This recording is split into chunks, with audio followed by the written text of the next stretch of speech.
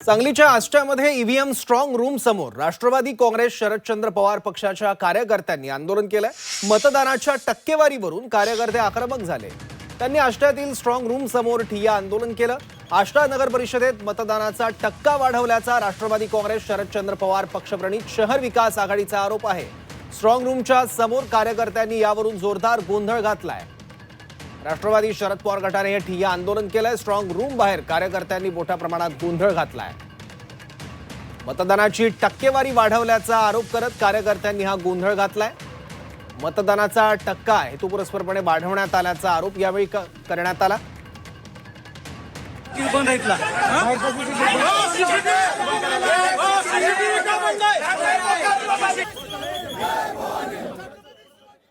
संध्याकाळच्या रिपोर्टमध्ये एकूण मतदान या झालेल्या रिपोर्टमध्ये 33,328 वोटर्स हे त्यांनी एकूण दिलेले होते। एकूण वोटर्स किती दिलेत बघा। त्यामध्ये वार्ड क्रमांक 3 चे एकूण 1311 एकूण मतदार आहेत। तर एकूण मतदार दिले त्यांनी 4077 आणि त्यामध्ये एकूण मतदान झाले सांगितले 3109। 2 नंबरचा भाग आहे की 9 नंबरच्या वार्डामध्ये एकूण 701 मतदान झाले असे दाखवले। तर झाले 708, म्हणजे एकूण 7 ते 8 मतदान कुठे गेले। निवडणूक जे पाहतात त्यांच्या मार्फत जी यादी प्रसिद्ध केली यामध्ये जवळपास 2000च्या वर मताचा म्हणजे फरक आहे। आणि यामुळे पोर्टलवरनं सुद्धा आता ही लिस्ट आम्हाला सगळ्यांना मिळाली।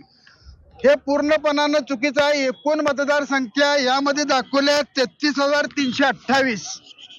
एका प्रभागामध्ये तर 1311 ही मतदार संख्या असताना त्या ठिकाणी 4077 मतदार संख्या दाखवल्या। 1311 संख्या आहे। आता 6 नंबर प्रभागामध्ये एकूण मतदार संख्या 3056 आहे। ह्यात मतदान झाले 2394, यांनी दाखवले 1795। अशा अनेक त्रुटी आढळल्यामुळं आम्ही अधिकाऱ्यांना या ठिकाणी जाब विचारलाय। इथले जे निवडणूक निर्णय अधिकारी आहे आणि सहाय्यक निवडणूक निर्णय अधिकारी आहे यांनी जी प्रशासनाला जिल्हा प्रशासनाची आकडेवारी कळवलेली आहे ती आपल्या नमुना VM3 जो आहे त्याप्रमाणेच कळवलेली आहे। ती आकडेवारी मान्य राज्य निवडणूक आयोगाला पण कळवलेली आहे। त्यामध्ये कोणताही बदल नाही। जो संभ्रम निर्माण झालेला आहे तो दूर करण्यासाठी आपण इथं आलेलो आहोत। आपण जे उमेदवारांच्या प्रतिनिधींना VM3 देतोय आणि आमच्याकडचा जो VM3 आहे याची आपण आता पुन्हा टॅली करून जी प्रशासनाने कळवलेली आकडेवारी योग्य आहे आपण ह्यांना ते समजावून सांगत आहोत आणि त्याप्रमाणे आम्ही टॅली करून त्यांना द्यायला तयार आहोत। तर मतदानाची टक्केवारी वाढवल्याचा आरोप करण्यात आला। एकूण झालेलं मतदान आणि त्यानंतर दाखवलेलं मतदान यामध्ये तफावत असल्याचा आरोप राष्ट्रवादी काँग्रेस शरद पवार गटाच्या कार्यकर्त्यांनी केलाय। आणि याच मुद्द्यावरून शरद पवार गटाच्या कार्यकर्त्यांनी स्ट्रॉंग रूम बाहेर गोंधळ घातलाय। मतदानाच्या वाढत्या टक्केवारीवरून कार्यकर्ते आक्रमक झाले आणि त्यांनी प्रशासनाला आक्रमकपणे जाब देखील विचारलाय आणि निवडणूक प्रक्रियेबद्दल देखील आपला विश्वास व्यक्त केलाय। सांगलीतल्या आष्ट्यामध्ये ही घटना घडली आहे। स्ट्रॉंग रूम बाहेर शरद पवार गटाच्या कार्यकर्त्यांनी गोंधळ घातलाय। आष्ट्यामध्ये एकूण झालेलं मतदान आणि त्यानंतर मतदानाचा जो टक्का अचानक वाढवण्यात आला त्यावर आक्षेप घेण्यात आला शरद पवार गटाच्या कार्यकर्त्यांकडून। मतदानाची टक्केवारी वाढवल्याचा आरोप करत यावेळी कार्यकर्त्यांनी गोंधळ घातला।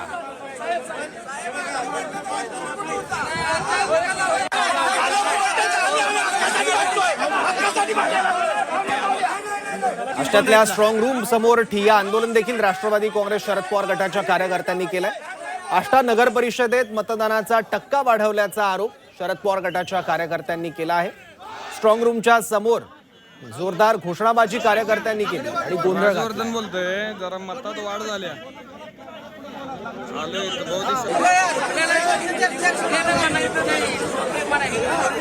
काल मतदान पार पडलं संपूर्ण राज्यभरात स्थानिक स्वराज्य संस्थांच्या निवडणुकांसाठी पहिल्या टप्प्याचं आणि त्यानंतर आज निकाल अपेक्षित होता पण कोर्टाच्या निर्णयामुळे आता या निवडणुकांचा निकाल हा 21 डिसेंबर रोजी लागणार आहे.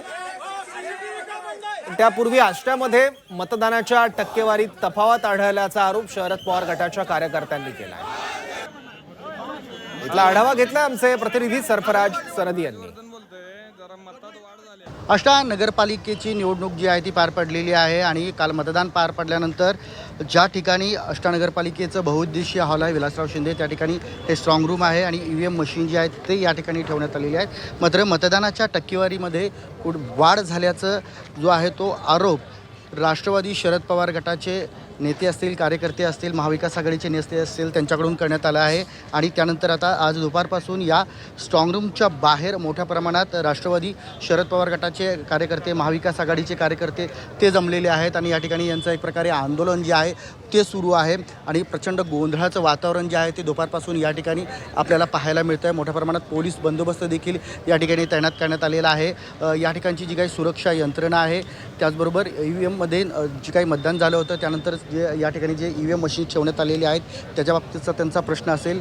तसेच महत्त्वाचं म्हणजे या ठिकाणी जी काही टक्केवारी जी वाढलेली आहे काल प्रत्यक्षात आली होती आणि त्यानंतर जी काही आकडेवारी निवडणूक आयोगाच्या वेबसाईटवर प्रसिद्ध झाली त्याच्यामध्ये तफावत असल्याचा आरोप करत आता दुपारपासून या ठिकाणी या कार्यकर्त्यांकडून मोठ्या प्रमाणात या ठिकाणी जी आहे ती आक्रमक भूमिका घेण्यात असल्याचं आपल्याला पाहायला मिळतं आहे.